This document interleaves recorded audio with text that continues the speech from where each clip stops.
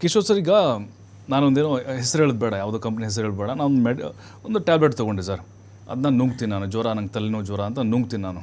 ಅದು ನಂಗೆ ಹುಷಾರಾಗಲ್ಲ, ಪದೇ ಪದೇ ತೊಗೋತಾ ಇರ್ತೀನಿ. ಬಟ್ ನನಗೆ ರಿಸಲ್ಟ್ ನಂಗೆ ಇರಲ್ಲ. ಅದು ಲೇಬಲ್ ಇರುತ್ತೆ, ಮ್ಯಾನುಫ್ಯಾಕ್ಚರಿಂಗ್ ಇರುತ್ತೆ, ಎಲ್ಲರೂ ಕರೆಕ್ಟಾಗಿರುತ್ತೆ ಸರ್. ಬಟ್ ಒಳಗಡೆ ಏನಿದೆ ಐಟಮ್ ಅನ್ನೋದು ನಮ್ಗೆ ಗೊತ್ತಾಗಲ್ಲ ಸರ್.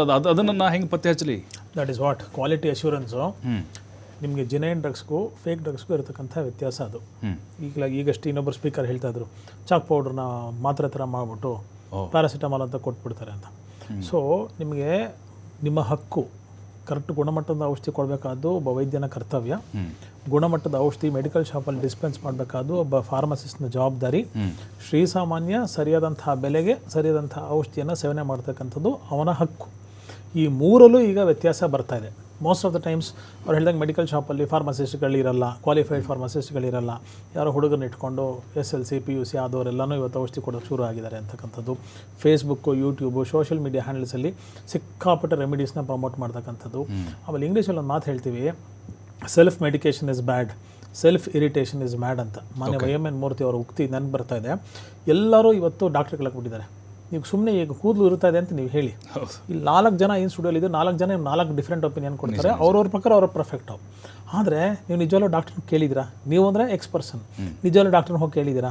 ಒಬ್ಬ ಟ್ರೈಕಾಲಜಿಸ್ಟ್ನೋ, ಒಬ್ಬ ಆಯುರ್ವೇದ ಡಾಕ್ಟ್ರನೋ, ಒಬ್ಬ ಸ್ಕಿನ್ಗೆ ಹೇರಿಗೆ ಸಂಬಂಧಪಟ್ಟಂಥ ವ್ಯಕ್ತಿನ ಹೋಗಿ ನನಗೆ ಏನಪ್ಪ ಅಂತ 100ರಲ್ಲಿ 2 ಕೇಳೋದು. 98 ಜನ ಪುಕ್ಸೆಟ್ ಅಡ್ವೈಸ್ ಬೇಕು. ಯಾಕಂದ್ರೆ ಅವ್ರ ಹತ್ರ ₹500 ₹1000 ಖರ್ಚಾಗುತ್ತೆ ಅಂತಕ್ಕಂಥ ಯೋಚನೆ. ಆಮೇಲೆ ಪ್ರಾಡಕ್ಟ್ ಇಲ್ಲಿಂದ ಬರ್ತಾ ಇದೆ. ಇವತ್ತು online is one of the biggest mafias. ಆನ್ಲೈನಲ್ಲಿ ಸಿಕ್ಕಬಾರ್ದಂತಹ, ಶ್ರೀಸಾಮಾನ್ಯ ಎಟಕಬಾರ್ದಂತಹ ದ್ರವ್ಯಗಳು ಆರಾಮಾಗಿ ಇವತ್ತು ಆನ್ಲೈನಲ್ಲಿ ಪೇ ಮಾಡ್ತೀರಾ, ನಿಮಗೆಲ್ಲ ಆ್ಯಪ್ಸಲ್ಲಿ ಮನೆಗೆ ತರಿಸ್ಕೊಳ್ತಕ್ಕಂಥ ವ್ಯವಸ್ಥೆ ಬಂದಿದೆ. ಇದಕ್ಕೊಂದು ಸ್ಟ್ರಾಂಗ್ ಸ್ಟಿಪ್ಯುಲೇಟೆಡ್ ಗೈಡ್ಲೈನ್ಸ್ ಬೇಕು. ಆರ್ಥಿಕ ವ್ಯವಸ್ಥೆ ದೃಷ್ಟಿ ಮಾಡಿದಾಗ ನೀವು ಆನ್ಲೈನ್ ತರಿಸ್ಕೊಂಡ್ರೆ ಪಾಪ 20,000 30,000 ಬಾಡಿಗೆ ಕಟ್ಕೊಂಡು, ಕ್ವಾಲಿಫೈಡ್ ಪರ್ಸನ್ಗೆ 15-20,000 ಬಾಡಿಗೆ ಕಟ್ಕೊಂಡು, ಲೈಟ್ ಬಿಲ್ಲು, ವಾಟರ್ ಬಿಲ್ಲು ಕಟ್ಕೊಂಡು, ಅವ್ನ ಟ್ಯಾಕ್ಸ್ಗಳು ಕಟ್ಕೊಂಡು ಅವನು ಇನ್ನೇನು ಬದುಕಕ್ಕೆ ಸಾಧ್ಯ? ಆನ್ಲೈನ್ಗೆ ಅವ್ನು ಹೆಂಗೆ ಕಾಂಪೀಟ್ ಮಾಡೋಕ್ಕಾಗತ್ತೆ? ಆನ್ಲೈನ್ ಇವ್ರು ಡಿಸ್ಕೌಂಟ್ ಬೇಕು ಅಂತ ಹೇಳಿದ್ರು, ಆನ್ಲೈನಲ್ಲಿ 20% ಡಿಸ್ಕೌಂಟ್ ಕೊಡ್ತೀನಿ ಅಂತಾನೆ. ಒಬ್ಬ ನಿಮ್ಮನೆ ಬೀದಿ ಕೊಲ್ಲಿರ್ತಕ್ಕಂಥ ಮೆಡಿಕಲ್ ಶಾಪ್ ಅವನಿಗೆ ಆ ಜೀವಾಧಾರವೇ 20%. ಅದನ್ನು ಕಸ್ಕೊಂಬಿಟ್ಟು ನೀನು ಮಾಡು ಅಂದರೆ ಅವ್ನು ಇನ್ನೇನು ಮಾಡ್ತಾನೆ? ಇದು multiple holes in the same bucket. ಒಂದೇ ಒಂದು ಹೋಲ್ ಇದ್ರೆ ಹಿಂಗೆ ತೇಪೆ ಹಾಕ್ಬಿಡ್ಬೋದು. ಆ ಬಕೆಟಲ್ಲಿ ಸಿಕ್ಕಾಪಟ್ಟೆ ರಂಧ್ರಗಳಿರೋದ್ರಿಂದ ಪ್ರತಿಯೊಂದು ರಂಧ್ರನೂ ನೀವು ಟೈಟ್ ಮಾಡಬೇಕು ಅಂದಾಗ ಆಲೋಚನೆ, ವಿವೇಚನೆ, ಆತ್ಮಶಕ್ತಿಯಿಂದ ಬಳಸ್ಕೊಂಡು ಒನ್ ಶಾಟ್ ಇದನ್ನು ರಿಪೇರಿ ಮಾಡಬೇಕು. ನೀವು ಲೂಸ್ ಎಂಡ್ಸ್ ತುಂಬ ಇದೆ ಈ ಬಿಸ್ನೆಸ್ಸಲ್ಲಿ. ಚಿಕ್ಕ ಬಿಸ್ನೆಸ್, ನಾಟ್ ಪ್ರೊಫೆಷನ್. ಪ್ರೊಫೆಷನ್ ಮಾಡೋ ಈ ಕೆಲಸ ಮಾಡಲ್ಲ. ದಂಧೆ, ಮಾಫಿಯಾ ಅನ್ನೋ ಪದ ಎಲ್ಲ ನಾವು ಬಿಸ್ನೆಸ್ಸಲ್ಲಿ ಬಳಸ್ತೀವಿ, ವೃತ್ತಿಯಲ್ಲಿ ಬಳಸಲ್ಲ. ವೃತ್ತಿಪರ ದಂಧೆ ಅಂತ ಯಾರು ಹೇಳಲ್ಲ. ನಿಮ್ಮ ಪ್ರಕಾರ ಈಗ ಆನ್ಲೈನ್ ಸೆಲ್ಲಿಂಗ್ ಬಂದ್ ಮಾಡಬೇಕಾ, ಬ್ಯಾನ್ ಮಾಡಬೇಕಾ? ಅದಕ್ಕೆ ಅದು ರೆಗ್ಯುಲೇಷನ್, ಗೈಡ್ಲೈನ್ಸ್ ತರಬೇಕು. ಮಾಡೋದು ತಪ್ಪು ಅಂತಲ್ಲ, ಇವಾಗಿರೋ ಸಿಸ್ಟಮ್ ತಪ್ಪು ಅಂತ ನಾನು ಹೇಳ್ತಾ ಇರೋದು. ಅದಕ್ಕೆ ಏನೇನು ಟೈಟ್ ಮಾಡ್ತಿರೋ ಮಾಡಿ. ಯಾವುದೋ ಒಂದು ಚಾನಲ್ನ, ಯಾವುದೋ ಒಂದು ಯೂಟ್ಯೂಬ್ನ ಲಿಂಕ್ ಬ್ಲಾಕ್ ಮಾಡಬೇಕು ಅಂದರೆ 1 ನಿಮಿಷದಲ್ಲಿ ಬ್ಲಾಕ್ ಮಾಡಿಸ್ತಕ್ಕಂಥ ವ್ಯವಸ್ಥೆ ಇದೆ. ಆ ಥರ ಫೆಸಿಲಿಟೀಸ್ ಇದೆ. ಆನ್ಲೈನ್ ತಪ್ಪು ಅಂತ ನಾನು ಹೇಳ್ತಾ ಇಲ್ಲ. ಸಿಕ್ಕ ಔಷಧಿ ಸಿಕ್ಕವ್ರಿಗೆ ಸಿಕ್ಕದಂಗೆ ಸಿಕ್ಕಾಪಟ್ಟೆ ಸಿಗೋದು ಸಿಕ್ನೆಸ್ಗೆ ಕಾರಣ ಅಂತ. So that is the mafia what is been involved. ಒಂದು ಸ್ಮಾಲ್ ಎಕ್ಸಾಂಪಲು, ನಿದ್ದೆ ಮಾತ್ರೆ ಅಂತ ಇಟ್ಕೊಳ್ಳಿ. ನಾನೊಬ್ಬ ಡಾಕ್ಟ್ರು ನಿಮ್ಗೆ ನಿದ್ದೆ ಮಾತ್ರೆ ಬರೆದಿರ್ತೀನಿ. ಏನೇನು ಬರೆದಿರ್ತೀನಿ? ನಿಮ್ಮ ಹೆಸರು ಸೊ ನಿದ್ದೆ ಮಾತ್ರೆ 30 ಮಾತ್ರೆ ರಾತ್ರಿ ಒಂದು ತೊಗೊಂಡು ಬರೆದಿರ್ತೀನಿ. ಸಿಸ್ಟಮ್ ಏನಿದೆ?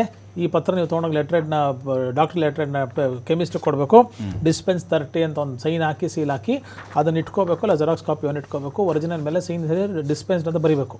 ಅಂದರೆ ಇದು ಇನ್ನೊಂದು ಮೆಡಿಕಲ್ ಶಾಪ್ಗೆ ಹೋದರೆ ಈ ಡೇಟಿಂದ 30 ದಿವಸ ಕಾಲ ಸಿಗಬಾರ್ದು ಅಂತ. ಇವತ್ತಿನ ವ್ಯವಸ್ಥೆ ಏನಾಗಿದೆ? ಇಲ್ಲಿ ನಿಮ್ಮ ಹೆಸರು ಸೊ ಪ್ರಭು ಇಂಥ ಮಾತ್ರೆ 30 ರಾತ್ರಿ ಒಂದು ನಿದ್ದೆ ಮಾತ್ರೆ ಬರ್ಕೊಟ್ಟೆ ಅಂತ ಇಟ್ಕೊಳ್ಳಿ. ನೀವೇನು ಮಾಡ್ತೀರಾ? Part A, part C, part 3, number 4, number 5, 300 medical shop ಹೋಗಿ ಇದೇ ಚೀಟಿ ತೋರಿಸ್ತೀರಾ. 300 ಮೆಡಿಕಲ್ ಶಾಪ್ ಇಂಟು 30 ಮಾತ್ರ ನಿಮ್ಗೆ ಅರ್ಧ ಗಂಟೆಲಿ ಸಂಪಾದನೆ ಆಗುತ್ತೆ. ನೀವೇನು ಮಾಡ್ತೀರಾ? ಪ್ರಿಸ್ಕ್ರಿಪ್ಷನ್ ಇಲ್ದಿರೋಂಗೆ ಅದನ್ನು ಮಾರೋಂಥ ಜಾಲ ನೀವೇ ಸೃಷ್ಟಿ ಮಾಡ್ಕೊಂಡಿದ್ದೀರಾ. ಅದು ಒನ್ ಆಫ್ ದ ಥ್ರೆಡ್. ಏನು ಗುಚ್ಛ ಇದೆಯಲ್ಲ, ಸಮಸ್ಯೆಯ ಗುಚ್ಛ, ಅದರಲ್ಲಿ ಒಂದು ಕಡ್ಡಿ ನಿಮ್ಗೆ ತೆಗೆದಿಡ್ತಾ ಇದ್ದೀನಿ. ಈ ಥರದ್ದು ಸಮಗ್ರವಾದಂಥ ಚಿಂತನೆಯನ್ನು ಮಾಡಿದ್ರೆ ಸಾಕಷ್ಟು ಸಮಸ್ಯೆಗಳು, ಒಳ ಸುರುಳಿಗಳು, ಒಳ ರಂಧ್ರಗಳು ಅನೇಕ ಇರೋದ್ರಿಂದ ಸರ್ಕಾರ ಈಗೇನೋ ದೈವ ದೃಷ್ಟಿ ಸಕಾರಾತ್ಮಕ ಸಕಾಲಕ್ಕೆ ಬಿದ್ದಿರೋದ್ರಿಂದ ಒನ್ಸ್ ಆ್ಯಂಡ್ ಫಾರ್ ಆಲ್ ಇದನ್ನು ಟೈಟ್ ಮಾಡ್ತಕ್ಕಂಥ ಅನಿವಾರ್ಯತೆ, ಅವಶ್ಯಕತೆ ಇರೋದ್ರಿಂದ ಸ್ಟ್ರಿಕ್ಟಾಗಿ ಮಾಡಿದ್ರೆ ಶ್ರೀಸಾಮಾನ್ಯ ಬದುಕ್ತಾನೆ.